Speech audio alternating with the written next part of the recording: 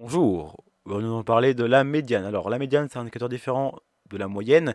La moyenne, je vous le dis direct, c'est pas extrêmement fiable, honnêtement. La moyenne n'est pas forcément très fiable, ni même la médiane.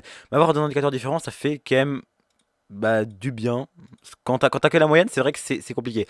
Par exemple, là, c'est qu'un exemple, hein, mais regardez juste, c'est la de moyenne, on peut rien pratiquer dessus. Tu ne sais pas en fait. Quand t'as juste la moyenne, tu peux pas savoir à quoi ça ressemble. Ça peut être full 7,3 ou alors ça peut être simplement comme ça, du n'importe quoi, ou alors même plus extrême. Voilà, tu vois.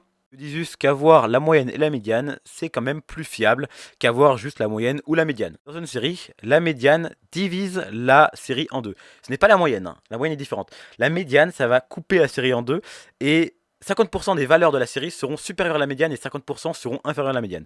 Ça veut dire que simplement, ça permet de se référer à la série. C'est un peu comme la moyenne, mais version différente. Qu'il y ait eu 1 ou 0, ça aurait rien changé. Alors que par exemple, la moyenne, ça aurait tout changé. Il faut savoir que si l'effectif total de la série est pair ou impair, ça va changer le calcul. Mais vous allez voir que ça va être assez simple, hein, ça revient au même. Si c'est pair, vous devrez faire une moyenne, et si c'est impair, vous devrez rien faire. Je vous expliquerai comment ça marche. Donc, comment je suis arrivé à là? Eh bien, c'est simple, hein, tu retires une valeur de chaque côté. Donc là, la valeur la plus à gauche, tu la retires, et tu retires aussi celle qui est à droite. Hop, un tour. Ça, tu retires là. Et là, hop, jusqu'à ce qu'il reste aucune valeur, ou alors s'il en reste deux, je vais vous montrer comment on fait. Tac, tac, tac. S'il reste de valeur, il faudra faire une moyenne. Tu fais la moyenne de 5 et 8. Donc tu fais 5 plus 8, entre parenthèses, et tu divises par 2, ce qui te fait 6,5. Voilà donc la médiane. La médiane, on l'a. Et si ça avait été un nombre impair d'effectifs, tu aurais juste pu prendre celle qui restait, hein. C'était aussi simple que ça. Tu prenais. Là, c'est comme ça qu'on fait pour calculer la médiane. C'est simple que ça. Tu fais comme ça sur une série. Alors que sur un tableau, je vous montrerai comment on fait. C'est un peu différent, c'est un peu plus compliqué, je dirais. Voilà, faut chercher. Mais ça va quoi, c'est encore accessible, ça veut dire. Après, on a une autre classe, je vous montrerai comment ça marche. Ça, c'est pour justement le tableau. On va commencer avec le tableau là pour calculer notamment les quartiles. Les quartiles, on va devoir calculer la médiane de cette série. Donc là, il y a 51 élèves dans une classe. Classe 3, hein, c'est énorme. Bon, 51 élèves, c'est irréaliste, mais c'est juste pour vous montrer l'exemple. C'est pas forcément des trucs qui sont concrets, c'est juste pour avoir un exemple et vous montrer comment ça marche. Alors, je vous montrerai à l'écran ce que j'ai mis, hein, sur une feuille. J'ai pris en photo ce que j'avais fait. Alors là, on voit mon tableau. Mon tableau, je précise que c'est qu'un seul tableau, hein. C'est juste qu'il n'y avait pas assez de place pour le mettre en entier. Donc j'ai fait ça comme ça. J'aurais peut-être dû le faire à l'horizontale. C'est pas très intelligent, mais bon. Alors, le tableau, je vais vous montrer. X, ça correspond aux valeurs. Les valeurs, c'est ça. N, c'est l'effectif. Et ECC, alors je vous expliquerai comment ça marche.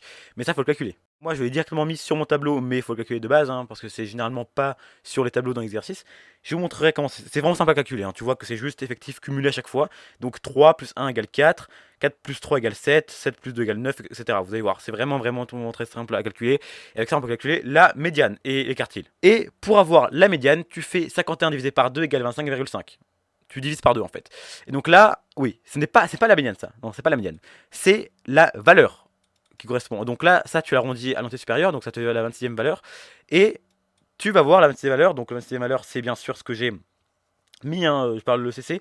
Ouais, tu dois trouver un ECC qui est supérieur à 26, mais c'est le plus bas ECC qui est quand même supérieur à 26, si vous voyez ce que je veux dire. Le plus bas possible.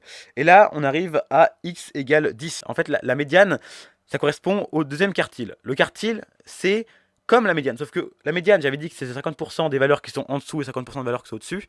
Et bien maintenant, les quartiles, pardon, le premier quartile, donc Q1, ça divise en 4. Donc ça te fait 25% des valeurs qui sont en dessous et 75% des valeurs qui sont au-dessus. Ça, c'est le Q1. Donc, tu fais 51 divisé par 4. C'est comme la médiane. Hein. Tu fais divisé par 4, ça donne un nombre que tu arrondis à l'entier supérieur, bien sûr, donc 13. Et ça te fait Q1 égale 5. Ça correspond à la troisième valeur. Et là, tu as, c'est comme ça qu'on rédige. Le premier quartile correspond à la 13e valeur et le premier quartile est donc égal à 5. C'est ce qu'on trouve là dans le tableau, donc tu auras le tableau, quel ECC correspond au moins à 13. C'est pas en dessous, hein. Vraiment, il faut au moins 13. Au moins 13, donc tu arrondis en entier supérieur, j'ai arrondi là à 13 et là à 39, on verra ça après. Faut bien arrondir, même si c'est comme ça, non, faut bien arrondir en entier supérieur, faut faire gaffe. Et pareil, hein, vraiment ça donne ça, donc per quartile égal à 5, c'est bien la valeur, hein. Ce n'est pas ce nombre là qui est le quartile, c'est bien la valeur que tu trouves avec X dans le tableau, avec la colonne.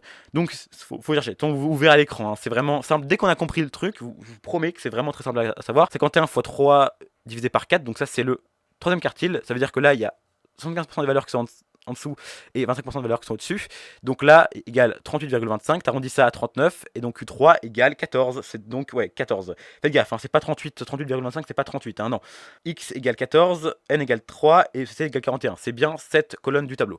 On la voit. Et donc voilà, on a Q1, Q2, Q3, Q2 c'est la médiane, on a résolu le problème. Voilà, incroyable, on a réussi à calculer assez rapidement la médiane. Après, bon, le principe de cette chaîne, c'est vraiment de faire des cours assez rapidement. Je pense que les gens auront compris. Moi, mon but, c'est pas de m'éterniser sur les sujets, c'est vraiment d'y aller à fond et juste que les gens comprennent rapidement. Par exemple, entre deux cours, imaginons que là, une récré, c'est quoi? C'est 15-20 minutes.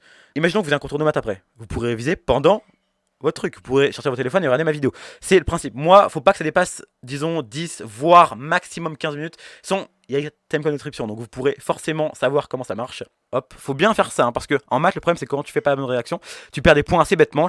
Même si tu as le bon calcul, même si tu as le bon raisonnement, faut vraiment mettre la rédaction, sinon tu perds des points. La série a un effectif total qui est pair. Faudra mettre... Ah oui. Ouais, la médiane est comprise. Ouais, la médiane est comprise entre telle et telle valeur. Là, par exemple, si c'était 52, tu aurais pu mettre entre la 26e et la 27e valeur. Faut toujours faire comme ça. Écart interquartile, donc ça c'est Q3 moins Q1, ça paraît compliqué mais tu fais juste 14 moins 5, 9. Voilà, c'est l'écart entre les deux quartiles, entre le quartile le plus haut et le quartile le plus bas. Et voilà, c'était Ikuyo, ou plutôt Ikuyo carré, attention. Le nom, bon, je me suis dit, on va garder ce nom là, hein, pour l'instant, à plus.